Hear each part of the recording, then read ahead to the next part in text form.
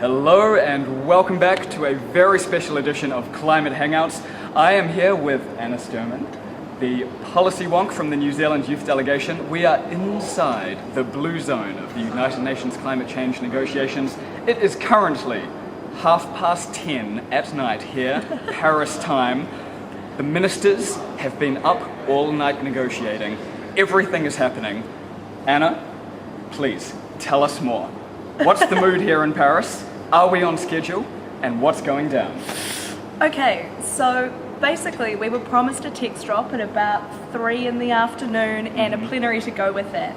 It got pushed back, it got pushed back, it got pushed back some more, and then eventually at 9 p.m. we finally had President Fabius come in and say, I'm about to give you a text. You're then going to have 2.5 hours to read that, and then we're going to put you in a room, in an indebat, and we're just going to fight it out, essentially, or, talk very rationally about the issues. So there's another very long night ahead of the people who are negotiating. There's a long night for those of us who are following text. It's down to the final moments, and the really intense issues are starting to really come to the fore, and people are being forced to address them finally. So the mood is tired, excited, anticipatory, and just on edge, I suppose. Yeah. We have just seen a member of the New Zealand negotiating team sprinting down one of the corridors, running for his life. As you say, the mood is incredibly tense. We have less than 20 hours until the final agreement is due to be signed. Now, Anna, thinking back to the start of the week, on Monday, the text officially transferred from the climate negotiators to the ministers. We've now entered the political realm. How exactly will the next 20 hours play out? Well, what I understood from what President Fabius said was that each different delegation would nominate 3 people that would be able to go into the room. Those badges are transferable, which means that there won't be the same 3 people completely losing their minds for the next 20 hours. They'll be able to slide members of the delegations in. But my understanding was that the chief negotiators would be the ones really getting into the flack of it in that room. I have no doubt, meanwhile, that furious calls and informal discussions are going on between various heads of state in the background, and the ministers, of course. Everything's sort of happening on multiple levels, and while we as civil society obviously are not going to have a direct stream to the presidents talking to each other, we know that there really is a huge amount of dialogue going on at the moment. Okay, now, looking at the text itself, which of course dropped just an hour and a half ago, where are we at? What are the big issues? And more importantly, who is blocking the deal? Okay, so it's the same issues, the same cross-cutting issues that have remained all the way through. So we have finance, that is a really big one. We have differentiation between essentially the developed and the developing world. And, oh my goodness, and the ambition mechanism, I'm so sorry. My ambition to remember these things is high. So basically, those 3 things feed into every component of the deal. So the agreement itself and the COP decision that accompanies it. The issue to start with, finance.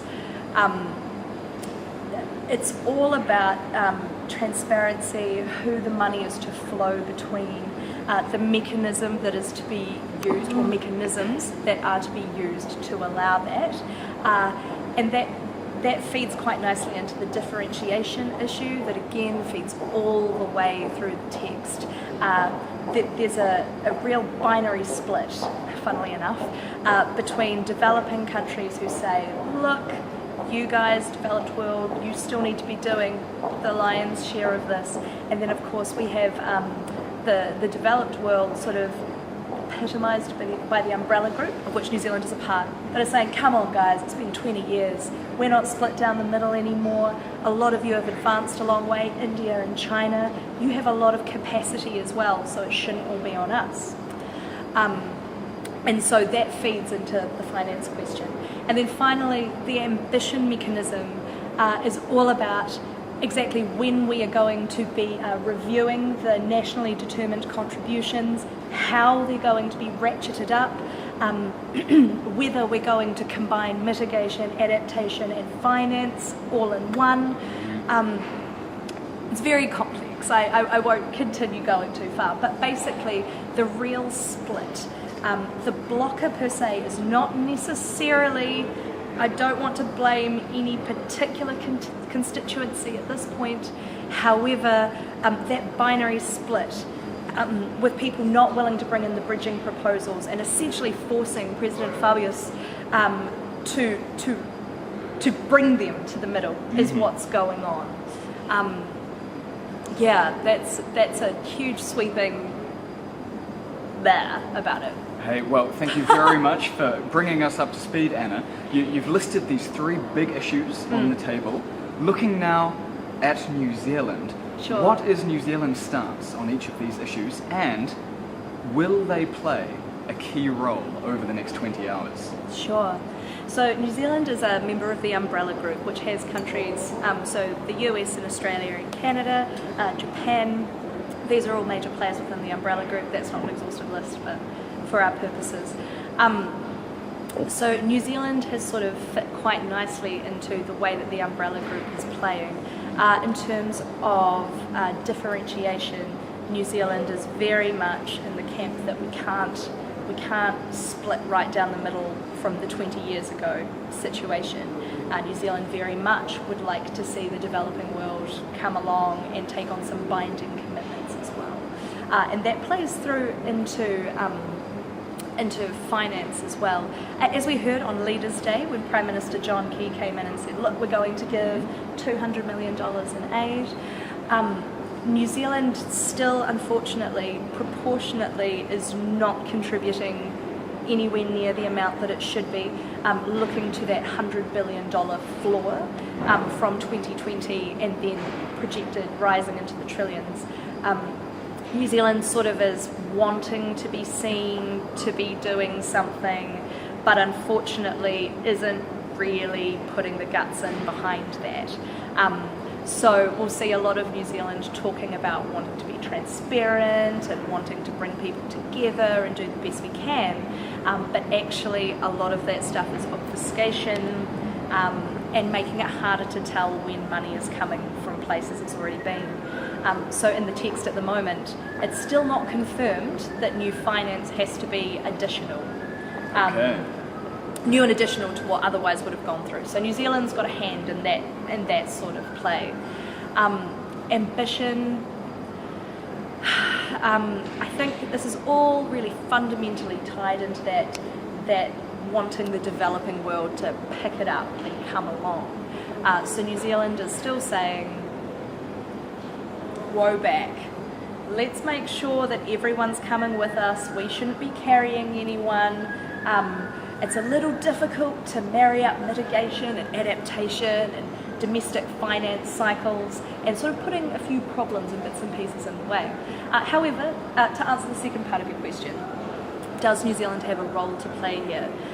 I think New Zealand has always been aware of its status as a very small country in the grand scheme of things, but it also often plays quite a catalytic role in these situations, by which I mean, you know, New Zealand with the team that came up with the INDCs and found an innovative way to get around that binary split again between grassroots and the top-down approach that we had.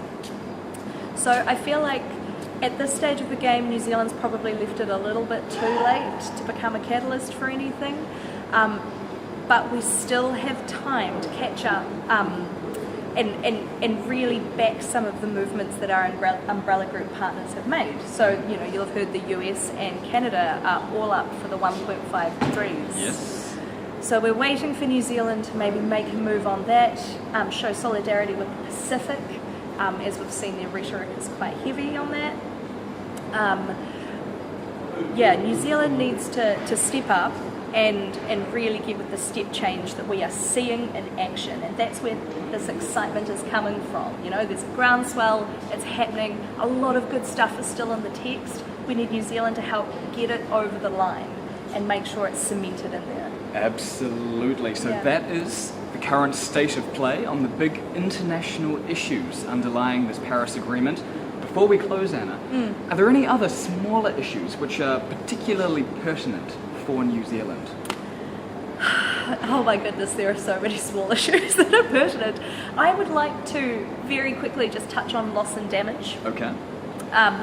Which is a subject that has again been of great, it's been the subject of great debate all the way through this. Loss and damage is very important, as we've seen, to the more vulnerable countries. And New Zealand, of course, as a member of the Pacific, is surrounded by more vulnerable neighbours. I think that New Zealand would do well to come out and quite vocally support the idea of loss and damage and cement it in the text for further work to be done in years to come, even if we cannot at this stage get over the hurdle of teasing it out that little bit further. Yes, okay. So that's just from me, that's my personal take and my feeling on that. At the moment, people are furiously debating the two options that are still in the text, so there's more on that to come. Okay, and the official negotiators now have less hour before they return to the plenary session to nut these issues out. As you said before, Anna, it's going to be a very, very long night, but we are going to be keeping you updated back home with more frequent climate hangouts. So stay tuned, keep in touch, and we'll be back with you shortly.